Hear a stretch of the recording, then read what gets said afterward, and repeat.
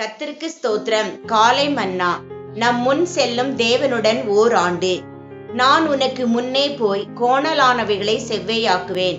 வெண்கல கதவுகளை உடைத்து இருப்பு தாழ்பாள்கள் முறித்து அந்தரங்கத்தில் இருக்கிற பொக்கிஷங்களையும் ஒளிபிடத்தில் இருக்கிற புதையல்களையும் உனக்கு கொடுப்பேன். ஏசாயா 45:2-4. இப்புத்தாண்டில் இவ்வாக்குத்தத்தம் நம்மிடத்தில் உண்மையாய் நிறைவேறும்.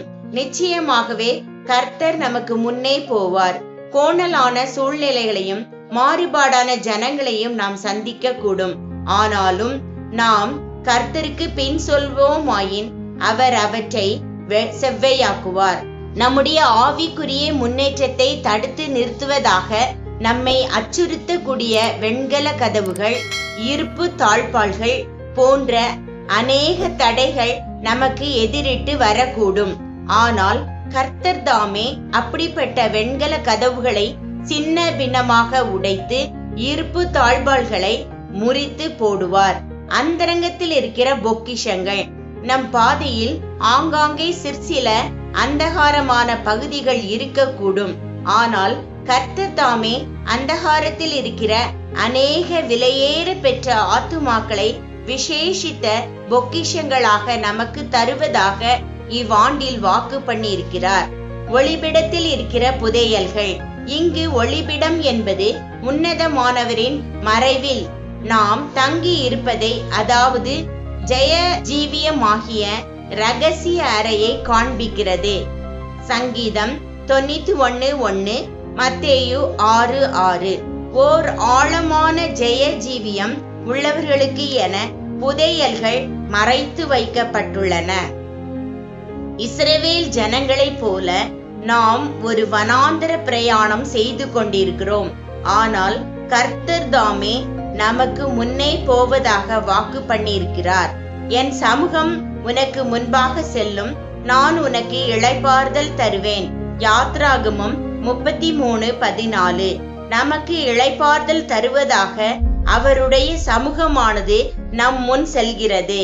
நாம் நம்முடைய நித்திய இளைப்பாறுதலை அடையும் வரை அது நம்முடனே கூட செல்லும். கர்த்தர் என் சமூகம் உன்னுடன் தங்கி இருக்கும் என்று அல்ல, என் சமூகம் உன்னுடனே கூட செல்லும் என்றே கூறியிருக்கிறார். தேவ சமூகத்திற்கு முன்னோக்கி செல்லும்படி நம்மை ஊக்குவிக்கும் ஓர் உந்து விசை உண்டு. அது நம்மை முன்னேறி செல்ல பண்ணும்.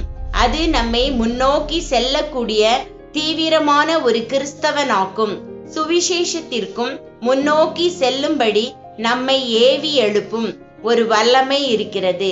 ஆகையால் நீங்கள் புறப்பட்டு போய் சகல ஜாதிகளையும் சீஷராக்குங்கள். இதோ சகல நாட்களிலும் நான் உங்களுடனே கூட இருக்கிறேன். மத்தேயு 28:19-20. கர்த்தர் உங்களுக்காக யுத்தம் பண்ணுவார். புறப்பட்டு போங்கள். யாத்ராகமம் 14:15. இப்புதிய வருடத்தில் நம் யுத்தங்கள் யாவற்றையும் கர்த்தர் தாமே நடப்பிக்கும்படி விரும்புகிறார். ஆனால் அதற்கு ஒரு நிபந்தனை உண்டு.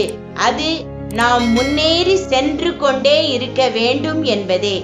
நம் வருங்காலத்தை கர்த்தர் தம் கரங்களில் வைத்திருப்பதால் அது ஆசீர்வதிக்கப்பட்டதாய் இருக்க போகிறது என்பதை நாம் அறிவோம். அவர் நிச்சயமாகவே நம்மை குறித்து பெரிய திட்டங்களை வகுத்திருக்கிறார். இவ்வருடத்தில் நாம் கடந்து செல்ல வேண்டிய பாதையை நாம் அறியாதவர்களாய் இருக்கலாம். ஆனால் நமக்கு முன் செல்வது யார் என்பதை நாம் அறிவோம். இந்த அறிவே அனைத்து மாற்றங்களையும் உண்டு பண்ணுகிறது. கர்த்தர் நித்தமும் உன்னை நடத்தி மகா வறட்சியான காலங்களில் உன் ஆத்துமாவை திருப்தியாக்கி உன் எலும்புகளை நினமுள்ளதாக்குவார். நீ நீர்ப்பாய்ச்சலான தோட்டத்தை போலவும் வற்றாத நீருற்றை போலவும் இருப்பாய். ஏசாயா 58:11. இயேசு நம் முன்னே செல்வதால் அஞ்சிடோம். முற்றும் முடிய நம்மை நடத்துவார். ஆமேன்.